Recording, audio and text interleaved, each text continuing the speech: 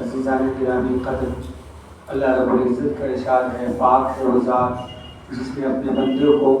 راتوں رات مسجد حرام سے مسجد اقصیٰ تک پہنچایا،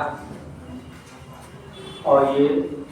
سفر اس لیے ہوا تاکہ ہم ان کو دکھائیں اپنی بڑی بڑی نشانیاں۔ بے شک اللہ سننے والا اور دیکھنے والا ہے۔ حضرات گرامی قدر، اللہ رب العزت کی طرف سے جو نعمتیں ہمیں اور آپ کو ملتی ہے، ہم ان نعمتوں سے یوں ہی گزر جاتے ہیں، اور ان نعمتوں کا پتہ اس وقت چلتا ہے جب وہ نعمتیں ہم سے ختم ہو جاتی ہیں۔ مثال کے طور پر جوانی ایک نعمت ہے، اس میں انسان خود خوب بھاگ دوڑ کر سکتا ہے، خوب اللہ کی عبادت کر سکتا ہے۔ یہ نعمت جب چھن جاتی ہے تب انسان سوچتا ہے کہ کاش وہ طاقت اور وہ قوت جو پہلے تھی اب رہتی تو میرا یہ کام آسان ہو جاتا۔ مثال کے طور پر عمرہ کرنا ہے،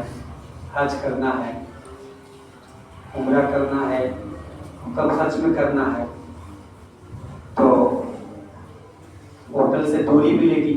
کم خرچ میں اگر کرنا ہے عمرہ تو ہوٹل سے آپ کو دور، مکے سے آپ کو دور ہوٹل ملے گا، مدینے سے آپ کو دور ہوٹل ملے گا۔ اگر آپ کے پاس طاقت و قوت اور جسم میں حرکت ہے، پیر اور ہاتھ کام کر رہا ہے، تو دور سے دور بھی آپ کا ہوٹل ہو، پھر بھی آپ چاہیں گے کہ کم خرچ میں ہم عمرہ کر لیں،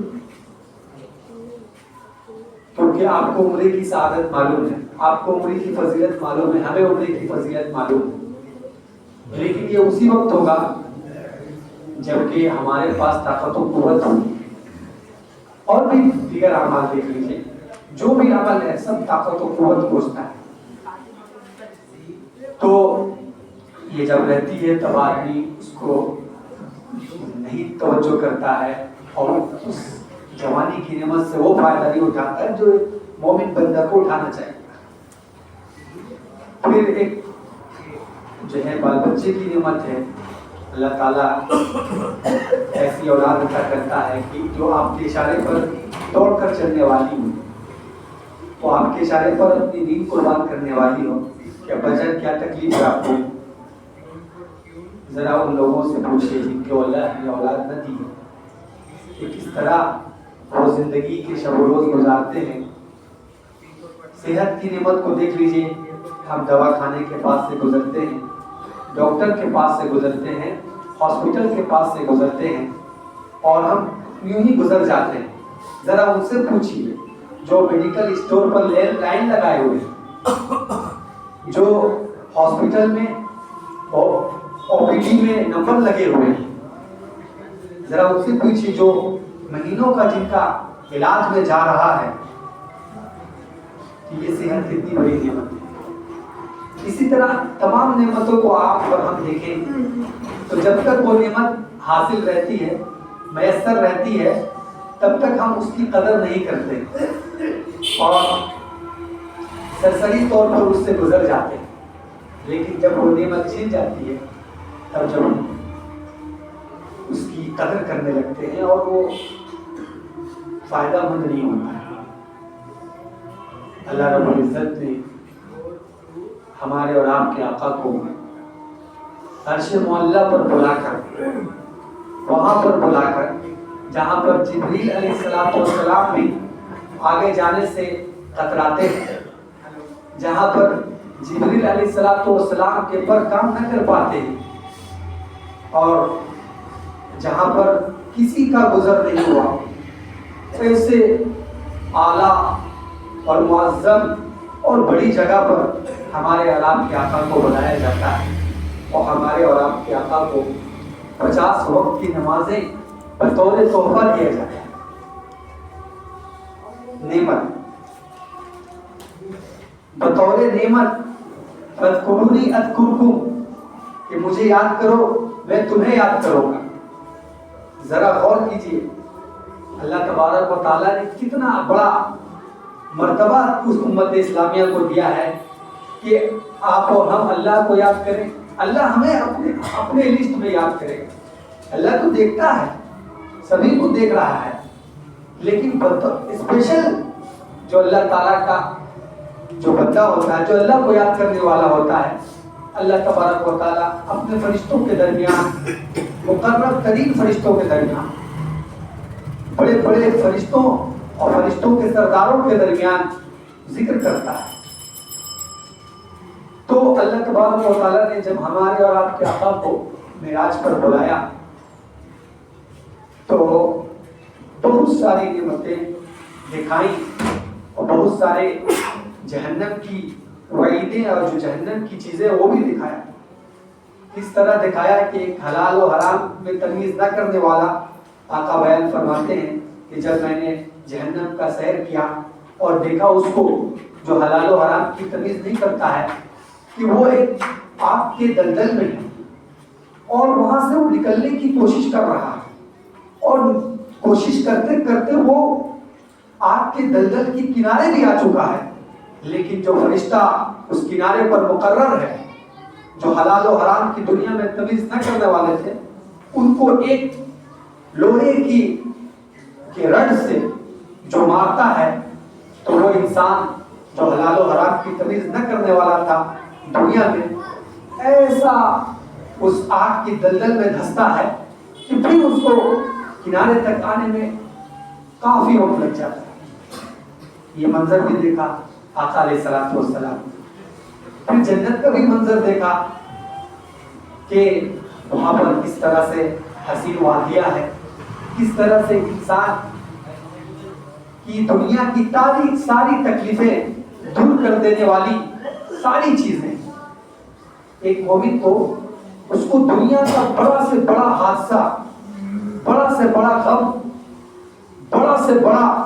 بڑی سے بڑی آزمائش ہوئی ہوگی،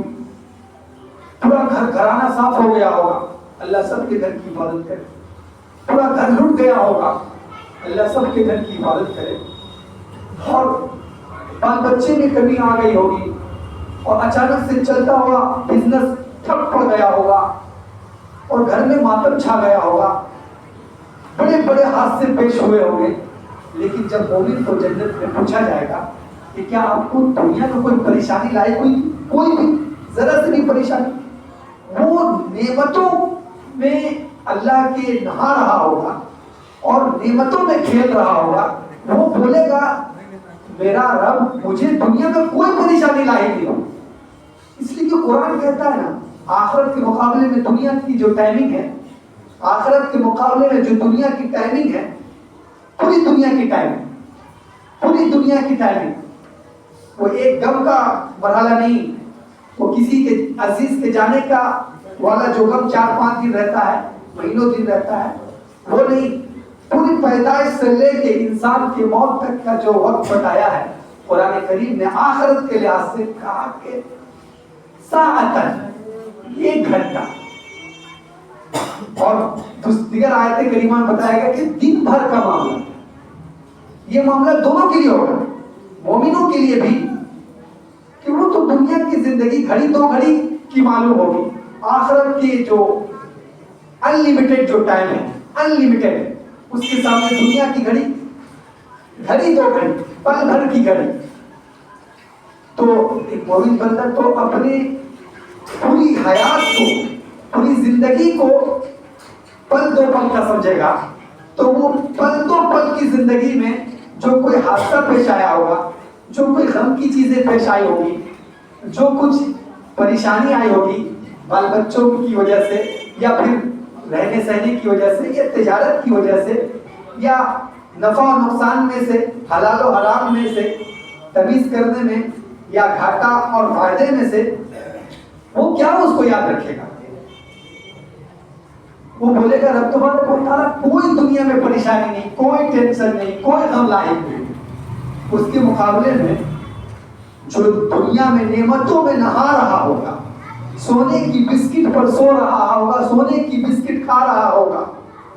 چاندی کے لباس پہن رہا ہوگا، اور نہانے کے لیے ساری وہ چیزیں سمجھ لیجیے جو جنت کے تعلق سے بتائی گئی ہے، شہد کی نہروں میں نہا رہا ہوگا، دودھ کی نہروں میں نہا رہا ہوگا۔ ایسا شخص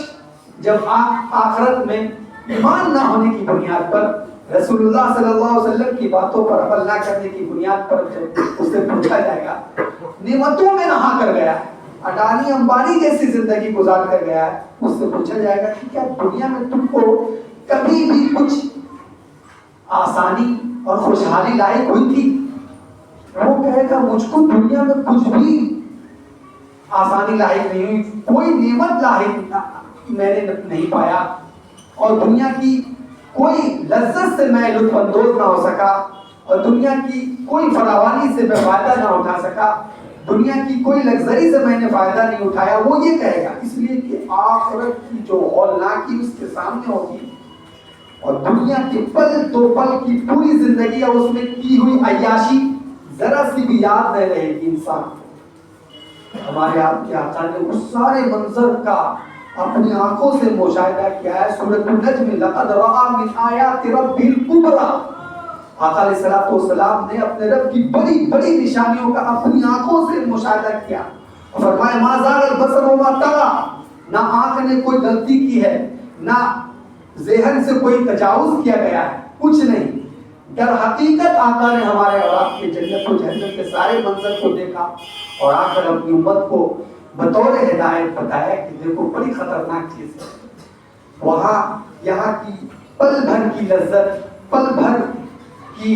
حرام و حلال کی تمیز کیے بغیر زندگی گزارنا وہاں بہت مہنگا پڑ سکتا ہے۔ اللہ تعالیٰ سے دعا ہے، کہنے سے بھی زیادہ عمل کی توفیق نصیب فرمائے۔ واقعی